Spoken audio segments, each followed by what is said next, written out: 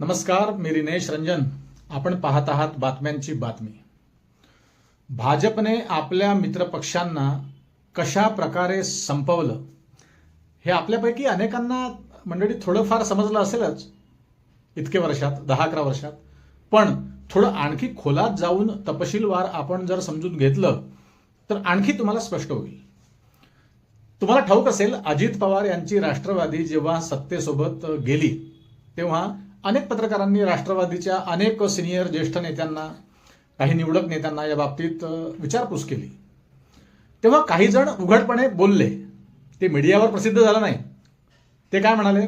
भाजप सध्या शक्तिशाली पक्ष झाला आहे, त्यामुळे भाजपचा जर का विरोध केला तर भाजप आम्हाला संपवून टाकेल. तेव्हा अभ्यासांती माझ्या देखील डोक्यात एक प्रश्न आला. मी म्हणालो, भाजपचा जे जे विरोध करतील ते तर संपतीलच, यात काही शंका नाही. पण जे जे भीतीपोटी भाजपशी मैत्री करतील ते तर हमखास संपतील. हा अंदाज का आला? तर थोडं मागे जाऊन इतिहास चाळला, थोडं मागे वळून पाहिलं तर या प्रश्नाचं उत्तर तुम्हा सर्वांना नक्की सापडेल. भाजपचा विरोध केला तर भाजपा मित्रांना संपवते आणि मैत्री केली तरी संपवते. तुम्हालाही ऐकताना थोडं हे विचित्र वाटत असेल, पण ते सविस्तर आधी समजून घ्या.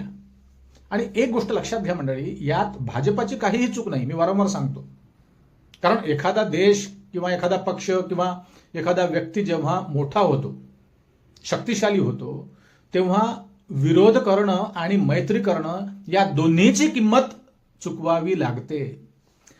कारण हा जगातल्या सर्वात शक्तिशाली देशाचा फॉर्म्युला आहे. कोणत्या देशाचा फॉर्म्युला आहे तुम्हाला कळलं असेल तरी मी सांगतो. आणि तो देश कोणता मंडळी? तर तो देश आहे अमेरिका. तुम्ही थोडं इतिहासात वळून बघाल, मागे फिरून बघाल तर तुमच्या लक्षात येईल. अमेरिकेशी ज्या ज्या देशांनी पंगा घेतला त्या त्या देशांना अमेरिकेनं तंगडे धरून आपटलं. हे आधी लक्षात घ्या. आणि ज्यांनी ज्यांनी अमेरिकेला मोठं समजून, शक्तिशाली समजून किंवा घाबरून मैत्री करण्याचा शहाणपणा दाखवला, त्यांना देखील अमेरिकेनं गचांडी दिली आहे. हा इतिहास आहे. आणि अशाच प्रकारे ज्यांनी ज्यांनी भाजपशी मैत्री केली किंवा भाजपने दुसऱ्या पक्षाचं वेळ बघून, संधी साधून बोट धरलं, त्यांची कुठे कुठे कशा प्रकारे गती केली भाजपने, हा इतिहास आहे. मी पुन्हा पुन्हा सांगतो तुम्हाला, एक गोष्ट लक्षात घ्या. भाजपची अजिबातही चूक नाही बरं का यात, अजिबातही चूक नाही. त्यांच्या स्थायी स्वभावानुसार, त्या पक्षाच्या स्थायी स्वभावानुसार हा त्यांचा राजकारण करण्याच्या पद्धतीचा एक भाग आहे. हे लक्षात घ्या. त्याचा विचार इतरांनी केला पाहिजे. भाजपला दोषी ठरवून काहीही फायदा होणार नाही.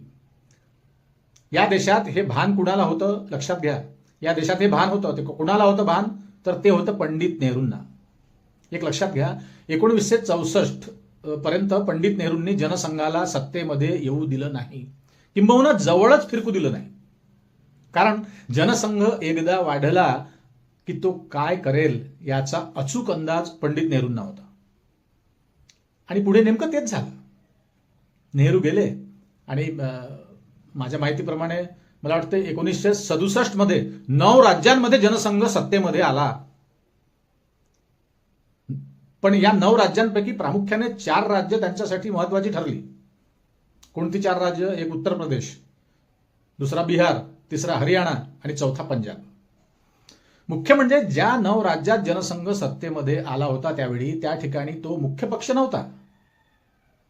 मुख्य पक्ष वेगळेच होते, पण जनसंघाने एक छोटासा पक्ष म्हणून अगदी चोर पावलांनी प्रवेश केला होता. कुण्या दुसऱ्याचं बोट धर. आज परिस्थिती काय आहे बघा. त्या 9 पैकी 9 राज्यांमध्ये भाजप अगदी बलदंड आहे, शक्तिशाली आहे. आणि ज्या पक्षाचं बोट धरून भाजपाने हळूच एंट्री केली होती ते पक्ष मात्र इतिहास जमा झाले आहेत. बघा, उत्तर प्रदेश, बिहार हे 2 राज्य ज्या ठिकाणी तुम्हाला ठाऊक आहे समाजवादी पक्ष अगदी प्रबळ होते, त्या ठिकाणी जनसंघाचा कुठलाही महत्वाचा चेहरा नव्हता. जनसंघाकडे चेहराच नव्हता. राम मनोहर लोहिया, चौधरी चरण सिंग हे नेते फार शक्तिशाली होते तेव्हा, आणि त्यांचं हळूवार बोट धरून संयमाने जनसंघाने प्रवेश केला. आणि आज मात्र भाजपनं उत्तर प्रदेश आणि बिहार या दोन्ही राज्यांमध्ये आज भाजप जनसंघानंतर भाजप अगदी मजबूतीने उभा आहे. यामध्ये उत्तर प्रदेश तर भाजपाचा बालेकिल्लाच मानला जातो, अशी अवस्था आहे. याचप्रमाणे बिहारमध्ये सुद्धा नितीश कुमारपेक्षा भाजपचं स्थान अगदी मजबूत आहे, तुम्हाला ठाऊक आहे. आणि तीच अवस्था सेम पंजाबमध्ये आहे. आणि तीच परिस्थिती हरियाणामध्ये सुद्धा आहे. आता पंजाबमध्ये जरी हल्ली आम आदमी पार्टीची सत्ता असली मंडळी, तरी अकाली दल कुठे आहे? गायब. अकाली दलाला मात्र भाजपने अकाली संपवलं, ही वस्तुस्थिती आहे. जनसंघाची जागा कालांतराने जनता पक्षाने घेतली, तुम्हाला ठाऊक आहे. नाव बदललं आणि हळूहळू मोठ्या पक्षांच्या मदतीने त्या त्या ठिकाणी भारतीय जनता पक्षाने जागा मिळवली. बघा, सुरुवातीला मी म्हटल्याप्रमाणे पंजाबमध्ये काय शिरोमणी अकाली दलासोबत जवळपास मला वाटतं 20 वर्ष भाजपने युती केली होती, 20 वर्ष. पण त्यानंतर मात्र आता अकाली दल कुठे आहे? गायब. ज्या अकाली दलाचा पंजाब हा बालेकिल्ला होता, गड होता, तो पंजाब अकाली दलापासून गेला. आता आम आदमी पार्टी त्या ठिकाणी आहे, परंतु अकाली दल मात्र कायमचं संपलं. त्याचप्रमाणे मंडळी बिहारमध्ये तुम्हाला ठाऊक आहे, नितीश बाबूंचं जनता दल युनायटेड आणि भाजप यांची सत्ता आहे. त्या ठिकाणी नितीश कुमार हे महत्वाचे नेते.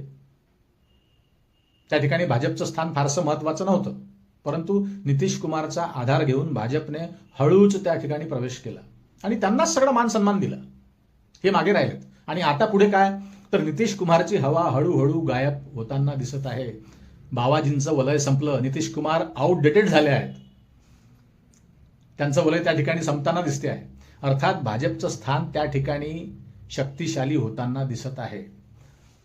आता मुख्यमंत्री पदाचं नितीश कुमारला चॉकलेट दिलं आहे, ते त्यांच्या जिभेवर हे चॉकलेट केव्हा विरघळून जाईल मुख्यमंत्री पदाचं याचा थांगपत्ता सुद्धा लागणार नाही भविष्यात, लक्षात घ्या. काहीच काळानंतर असं चित्र बिहारचं आहे. आणि हीच परिस्थिती चिराग पासवानची होणार आहे त्या ठिकाणी, सत्य आहे. आणि हीच सेम परिस्थिती, सेम कंडिशन ओरिसामध्ये सुद्धा दिसते आहे. त्या ठिकाणी नवीन पटनायक यांना देखील हळूहळू पटरीवरून खाली आणलं आहे. त्या ठिकाणी देखील भाजप मजबूत आहे, बलदंड आहे अगदी. आता गोष्ट शिल्लक राहिली महाराष्ट्राची. महाराष्ट्र बघा, इथेही काही परिस्थिती वेगळी नाही. 1990 पासून तुम्हाला ठाऊक आहे, इथे शिवसेना हा महत्वाचा पक्ष होता. मग या ठिकाणी देखील भाजपने शिवसेनेचं बोट धरलं, मैत्री केली. शिवसेना हा तेव्हा भाजपचा मोठा भाऊ, थोरला भाऊ मानला जायचा. महाराष्ट्रातील राजकारण, सत्ताकारण हे सर्व कुठून चालायचं मंडळी? मातोश्रीवरून चालायचं. तिथेच बैठका व्हायच्या. बाळासाहेब ठाकरे म्हणतील तसंच व्हायचं. अख्खी दिल्ली मातोश्रीवर यायची आणि सर्व सूत्र मातोश्रीवरून हलायचे. परंतु आज अवस्था काय आहे हे तुमच्या डोळ्यापुढे आहे. मी नवीन काहीही सांगत नाही. 2014 मध्ये भाजप सर्वात मोठा पक्ष या भारतात उदयाला आला. भाजपच्या डोक्यात हवा शिरली असं म्हणायला हरकत नाही. मग युती तुटली शिवसेनेसोबतची. 2019 नंतर महाविकास आघाडीचं सरकार जरी आलं, उद्धव ठाकरे मुख्यमंत्री झाले, पण काय झालं? शिवसेनेचे 16 आमदार सुरत मार्गे गुवाहाटीला पोहोचले. मग उर्वरित देखील एकत्र आले आणि एकूण 40 जणांनी एकनाथ शिंदेंना घेऊन फार मोठा बंड पुकारला. केस कोर्टात सुरू आहे आणि मजबूत शिवसेनेच्या भिंती एकदाच्या कोसळल्या. मग एकनाथ शिंदेंची शिवसेना वेगळी झाली आणि आता अवस्था ही आहे की एकनाथ शिंदे विरुद्ध भाजप हा एक नवा सामना मैदानात उभा झाला आहे. सगळं तुमच्या डोळ्यापुढे आहे. नवीन मी काहीही सांगत नाही. मुंबई महानगरपालिकेवरून शिवसेनेचा झेंडा कधीच उतरणार नाही असं दोन्ही शिवसेनेला वाटत होतं, मराठी माणसांना वाटत होतं, किंबहुना वाटते आहे. परंतु या दोघांच्या भांडणात आता या ठिकाणी तिसऱ्याचा लाभ होणार.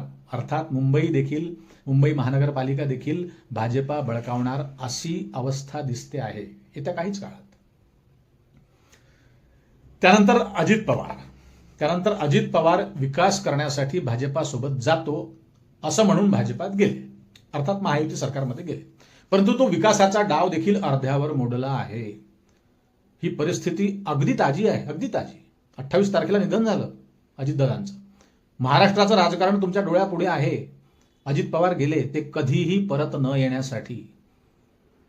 आणि दुसऱ्या राष्ट्रवादीचे काका थकले. आता राष्ट्रवादीचं भविष्यात काय होणार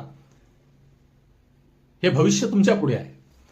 आता राष्ट्रवादीला भाजपपासून कसं वाचायचं ही काळजी कुणाला असेल राष्ट्रवादीमध्ये, याचा अंदाज घेणं कठीण आहे. चित्र काही स्पष्ट नाही अजून. मंडळी, अशा प्रकारे भाजपने आपले बालेकिल्ले स्थापन केले. ही हवा महाराष्ट्रापर्यंत पोहोचली. मी पुन्हा पुन्हा सांगतो, यात भाजपचा काही दोष नाही, भाजपची काही चूक नाही. गाफील गडी मैदानात फार काळ टिकत नसतात, हा इतिहास आहे. गाफील महाराजांच्या भाषेत. त्यामुळे खरं राजकारण काय असतं याची प्रचिती अनेक वर्ष राजकारण करणाऱ्यांना, शहाण्यांना आता आली असेल तर हा मूर्खपणा त्यांचा आहे. यासारखा दुसरा मूर्खपणा नाही.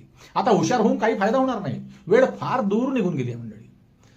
ही हुशारी फक्त पंडित नेहरूंकडे होती, हे सत्य नाकारता येत नाही. आणि म्हणूनच नेहरूंना कोसतात कोण? हे लोक. अशी गंमत आहे मंडळी. असो, तर ही तुमच्या पुढे मी हे सगळं हा विषय मांडला की भाजपाने आपले मित्र कसे संपवले. हळूच चोर पावलांनी येऊन ती परिस्थिती तुमच्या डोळ्यापुढे आहे. आणि येणारा काळ काय घेऊन येणार आहे हे सांगता येत नाही मंडळी. असो, तुर्तास थांबतो. आपल्याला नेमकं काय वाटतं या विषयाबद्दल नक्की कळवा, कमेंट बॉक्समध्ये लिहा. आणि आपल्या चॅनलवर नवीन असाल तर सबस्क्राईब करा आणि जास्तीत जास्त लोकांपर्यंत हा व्हिडिओ, हा विषय शेअर करा. लाईक करायला विसरू नका. पुन्हा भेटू नवीन विषयावर बोलण्यासाठी नव्या दिवशी नव्या दमानं. तोपर्यंत नमस्कार. जय हिंद, जय महाराष्ट्र.